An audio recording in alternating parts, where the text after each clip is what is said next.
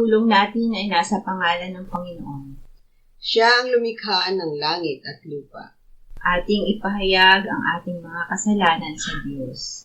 Ang ating Diyos ay Diyos na mahabagin at mapagpatawad.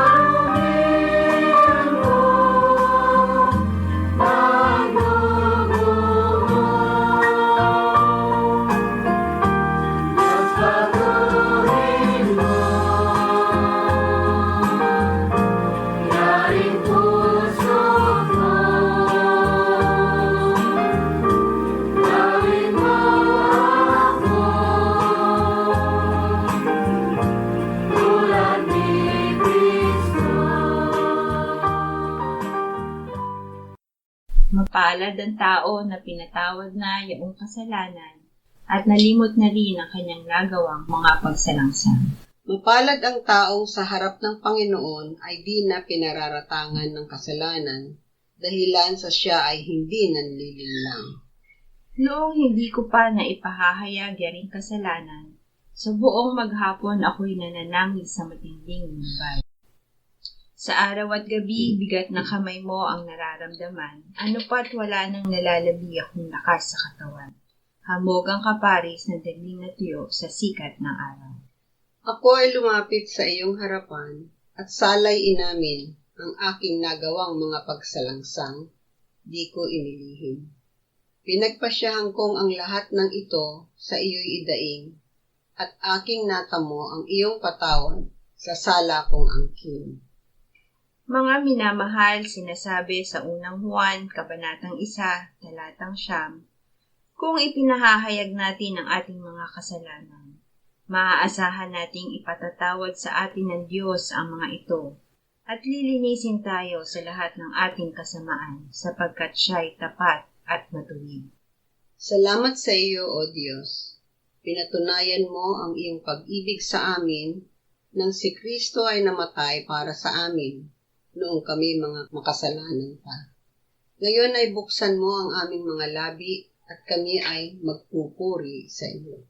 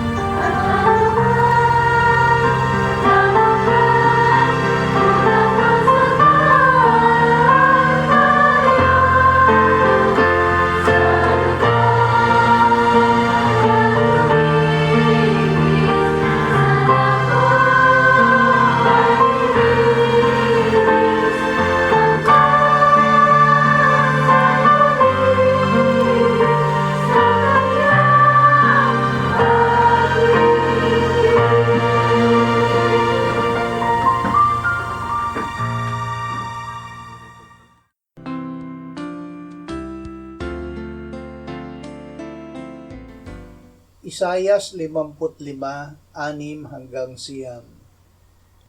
Inyong hanapin ang Panginoon habang siya'y matatagpuan, tumawag kayo sa Kanya habang siya'y malapit. Lisanin ng masama ang kanyang lakad at ng liko ang kanyang mga pag-iisip, at manumbalik siya sa Panginoon at kanyang kaaawaan siya, at sa aming Diyos, sapagkat siya'y magpapatawad ng sagana.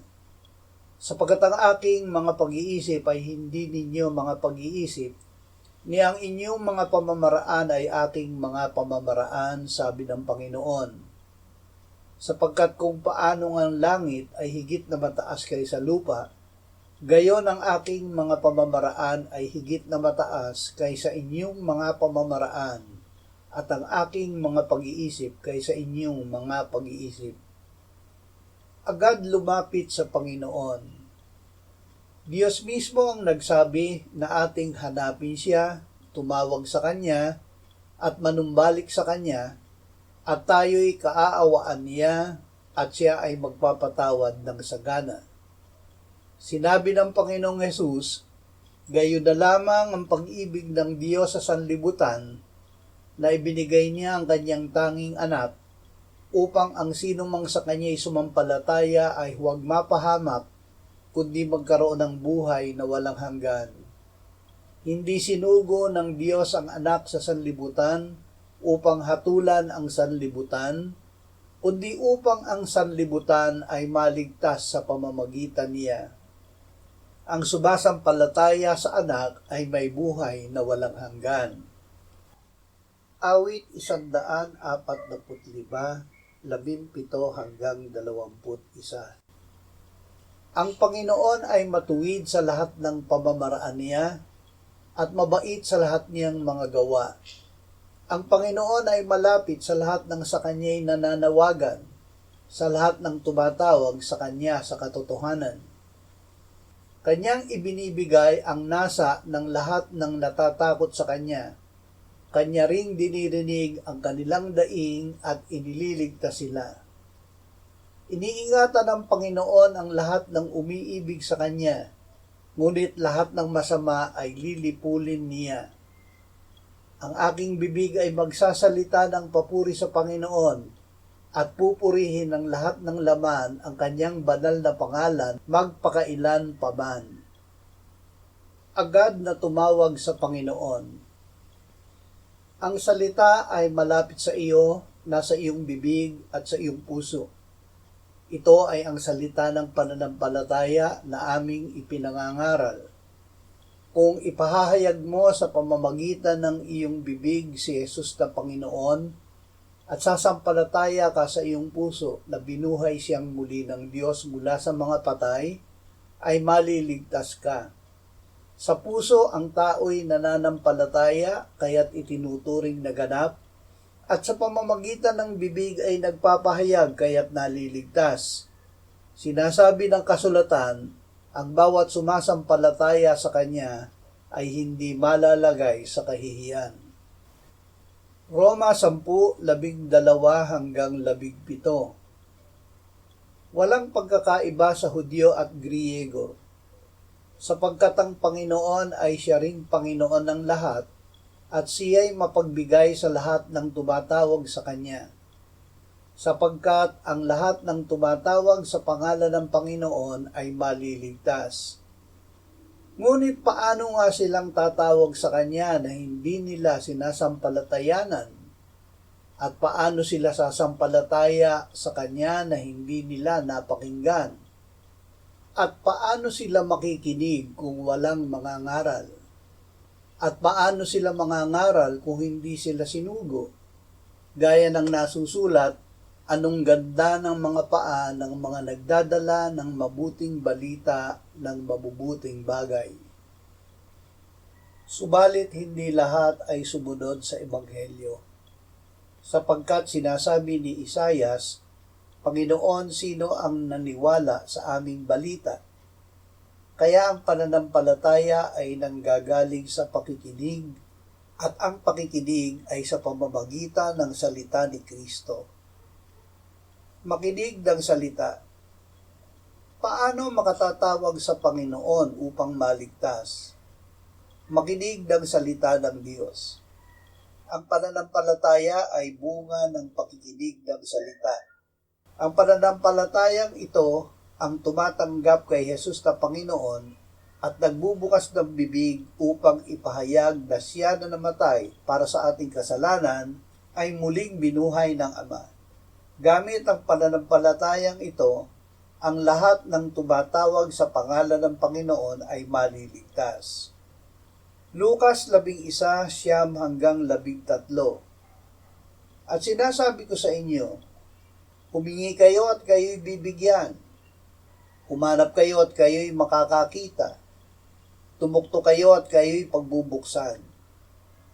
Sapagkat ang bawat humihingi ay tumatanggap at ang humahanap ay nakakatagpo at ang tumutuktok ay pinagbubuksan. Mayroon ba sa inyong isang ama na kung humingi ang kanyang anak ng isda ay ahas ang ibibigay sa halip na isda? O kung siya'y humingi ng itlog, bibigyan kaya niya ng alakdan? Kung kayo nga na masasama ay marunong magbigay ng mabubuting kaloob sa inyong mga anak, gaano pa kaya ang inyong Ama sa langit na magbibigay ng Espiritu Santo sa mga humihingi sa Kanya? Manalangin. Ang pananalangin ay hindi pagbigkas lamang ng mga salita na nakaugalian nating tawaging panalangin. Magsimula sa pananampalatayang may Diyos at siya ang nagbibigay ng gantimpala sa masigasig na humahanap sa Kanya. Hanapin natin ang Diyos at siya ay ating matatagpuan. Tumuktok tayo at tayo ay Kanyang pagbubuksan. Sa sandaling ito, nakatagpo natin ang Diyos, humingi tayo sa Kanya ng ating kailangan.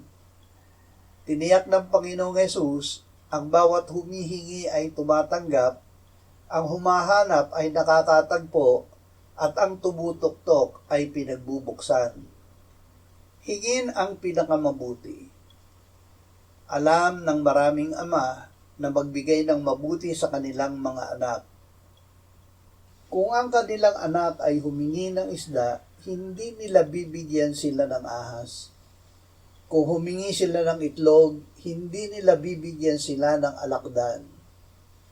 Higit na sakdal kaysa mga ito ang mabuti na ibinibigay ng Diyos sa atin. Hindi ipinagkait ng Diyos ang kanyang sariling anak, kundi ibinigay dahil sa ating lahat. Dahil dito, ibibigay din niya sa atin ang lahat ng bagay kasama ng kanyang anak. Sa katotohanan, ang ibinibigay ng Diyos sa atin ay ang kanyang sariling espiritu. Sinabi ng Panginoong Hesus, kung kayo nga na masasama ay marunong magbigay ng mabubuting kaloob sa inyong mga anak, gaano pa kaya ang inyong Ama sa langit na magbibigay ng Espiritu Santo sa mga humihingi sa Kanya?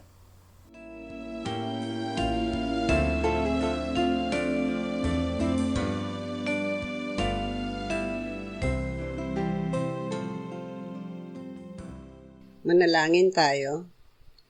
Panginoong Hesus, sinabi mo, malibang kainin ninyo ang laman ng anak ng tao at inumin ang kanyang dugo, kayo ay walang buhay sa inyo. Ang sino mang kumakain ng aking laman at umiinom ng aking dugo ay may buhay na walang hanggan, at akin siyang muling bubuhayin sa huling araw. Sapagkat ang aking laman ay tunay na pagkain at ang aking dugo ay tunay na inumin. Siya na kumakain ng aking laman at umiinom ng aking dugo ay nananahan sa akin at ako sa kanya. Kung paanong buhay ang Ama na nagsugo sa akin at ako ay nabubuhay sa pamamagitan ng Ama, gayon din siya na kumakain sa akin, siya man ay mabubuhay sa pamamagitan ko. Panginoong Hesus, aming tagapagligtas, tinatanggap ka namin sa oras na ito bilang aming tinapay ng buhay. Tinatanggap namin ang iyong katawan na ipinako sa krus, namatay, inilibing, binuhay na muli at iniakyat ng Ama sa kanyang kanan sa langit bilang aming tunay na pagkain. Tinatanggap namin ang iyong dugo na nabuhos sa ikapagpapatawad ng aming kasalanan bilang aming tunay na inumin. Manahan ka at mabuhay ka sa amin upang kami ay mamuhay sa pamamagitan mo kung paanong ikaw ay namuhay sa pamamagitan ng Ama. Salamat, Ama. Salamat dahil kay Kristo. Kami ngayon ay nakapamumuhay kasama mo kaisa ng Espiritu Santo. Sa iyo ang lahat ng kaluwalhatian ngayon at magpakailanman. Amen.